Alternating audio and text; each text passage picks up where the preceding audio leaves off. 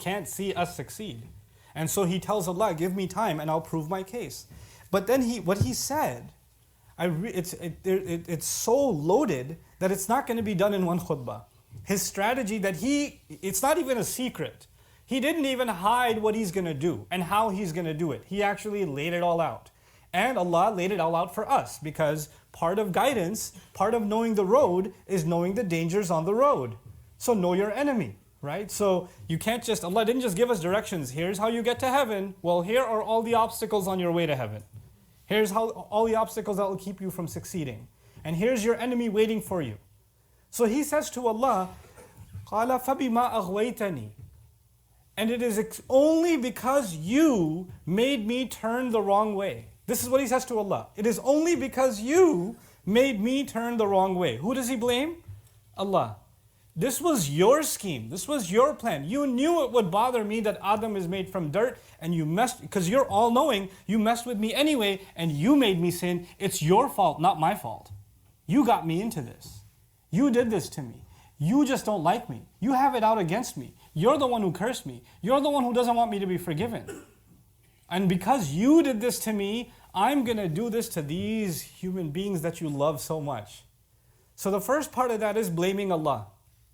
And because in his response, you could see, first he refused to do sajda. That was a distance away from Allah. Then he took another step and he said, well, I'm better. Another step away from Allah. That's an act of arrogance. But now he's taken a huge step away from Allah. When he says, no, not only am I not wrong, you're the one who's wrong.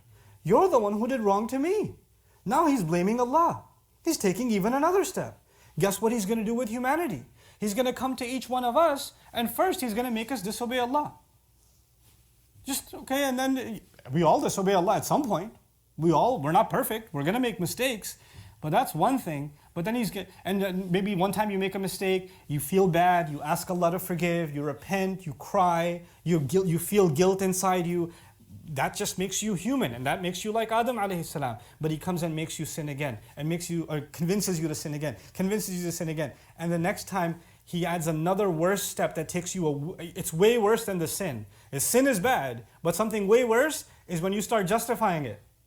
It's way worse. When you start giving a logical explanation for why you sinned. Well, I was under a lot of pressure, or I did this, or I had this reason or that reason. You don't understand what I was going through. I was really upset at the time.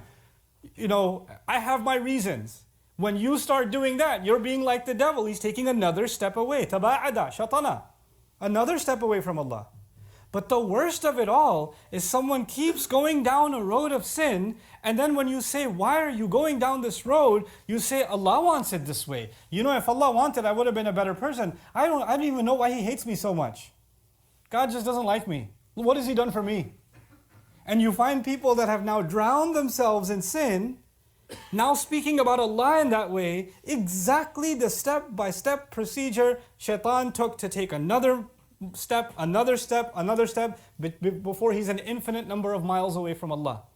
This is taba'ada. And all of this out of his rage. Fueled by the fuel of this vehicle is his rage. So he will want that for humanity. And so he says now to Allah, you're the reason. You're the cause. And you know what? Not only do I want to get away from this, from my road to Allah, but he says, لَأَقْعُدَنَّ عَلَى صِرَاطِكَ الْمُسْتَقِيمِ. He promises to Allah, أَقْعُدَنَّ لَهُمْ صِرَاطَكَ الْمُسْتَقِيمِ. I promise to you, and I swear to you, and I swear to you, and I swear to you. This is called lam al-tawqid and nun thaqila in grammar. What that means is, it's really hard to translate in English. An easy English translation would be, I will sit, waiting for them. That would be an easy English translation. But qu'ud actually means to sit somewhere waiting in ambush for an enemy. Qu'ud and a maq'ad in Arabic is where you sit waiting to ambush your enemy. You know how cops sometimes pull in behind the bushes on the highway, waiting for you to speed? That's qu'ud. That's actually qu'ud. Okay? وَقْعُدُوا لَهُمْ كُلَّ مَقْعَدْ, Quran says. كُلَّ مَرْصَدْ actually. A place of ambush. But anyway, the idea of qu'ud is to sit somewhere a long time. And qu'ud is different from julus. If I sat on this chair and got up, that's julus.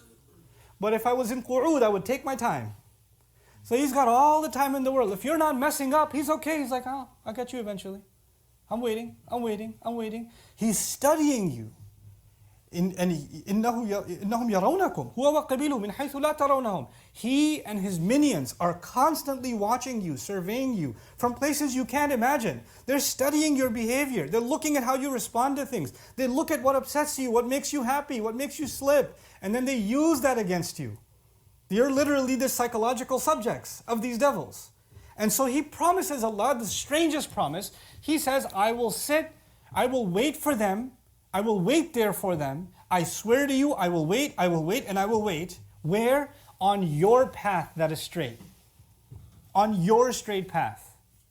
Sometimes people ask the question, I understand when disbelievers mess up. I understand when people who don't believe in God are drinking and clubbing and adultery and all this other stuff. I get it. But I don't understand why people that look religious, act religious, talk religious, they know Quran, they've memorized, they're wearing hijabs, they just came from Hajj.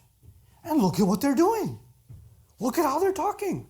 Look at how they're behaving. These are supposed to be good people, and look at how they're messing up. Guess who he comes after more than anyone else?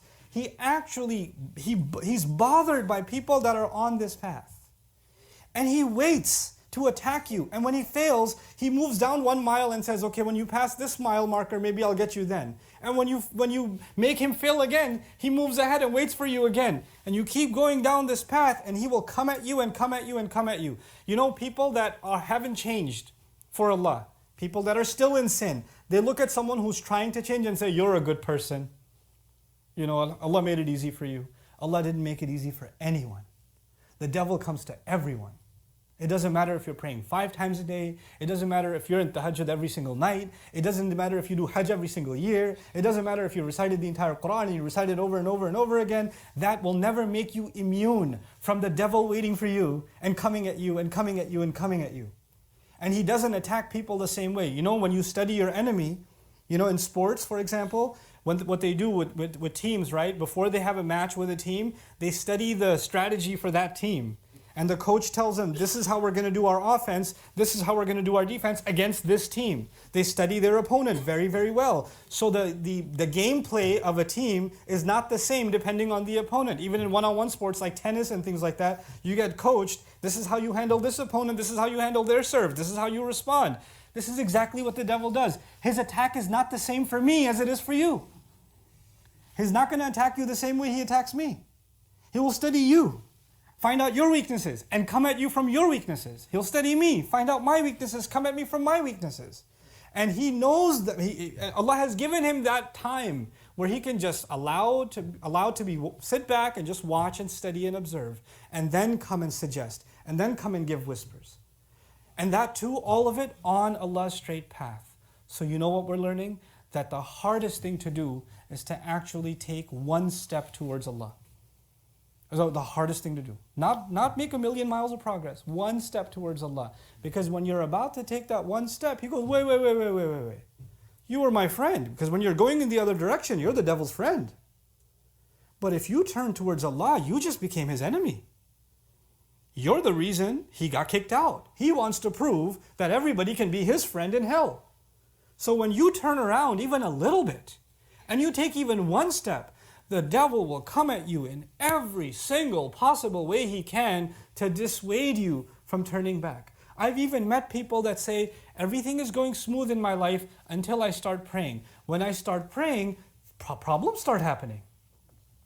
All of a sudden my friends are mad at me. All of a sudden my health is going bad. All of a sudden I'm having this trouble or that trouble or the other trouble. So I'm just scared of praying because things just start messing up. I knew a scholar one time who, his mother was Christian, and she was thinking, he kept inviting her to Islam, and he's old himself, and his mother's very old, and he keeps inviting her to Islam, and she's not ready to leave. And one time she decides that she's thinking about Islam, and she starts getting nightmares every night. There's literally nightmares every night. And every time she'd hold on to the crucifix and then go to sleep, the nightmares disappear. The devils know that you're taking a step, and they've got to come at you. They've got to make sure you go back and be their friend. So he says, I will sit there waiting like a roadblock on your straight path. And But then how is he convincing us to turn away? In these few minutes that I have left, I want to give you a picture of what's coming in the next khutbahs. He says to Allah, ثُمَّ لَآتِيَنَّهُمْ مِنْ بَيْنِ أَيْدِيهِمْ وَمِنْ خَلْفِهِمْ وَعَنْ أَيْمَانِهِمْ وَعَنْ شَمَائِلِهِمْ. He says, I will attack them from 4 directions. I will attack them from the front. I will attack them from behind. I will attack them from the right. And I will attack them from the left. From the front, from behind, from the right, and from the left. Now, that could just mean I'm going to attack him for all sides. But Allah's words are very precise.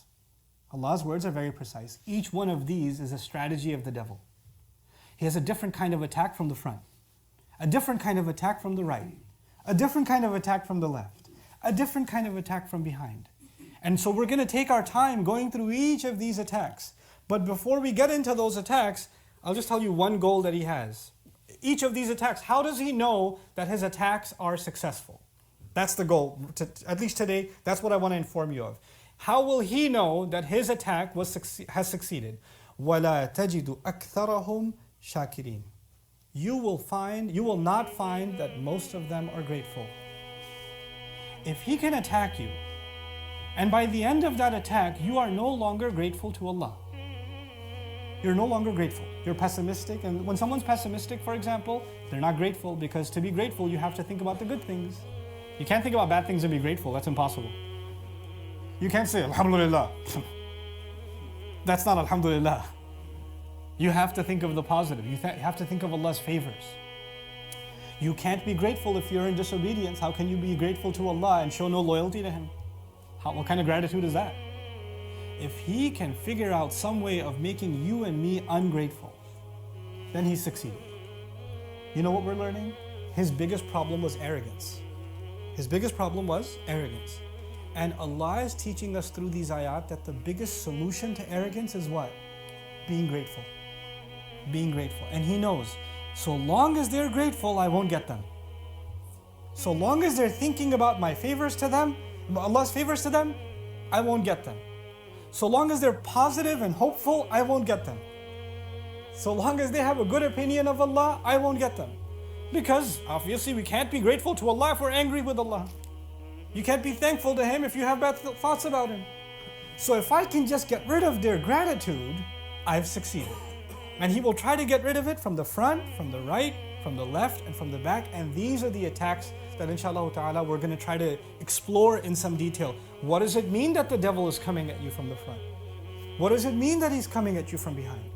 What does it mean that he's coming at you from the right and from the left? And inshallah ta'ala, as we study that, you have to ask yourself, maybe for you, the attack from the front is your problem.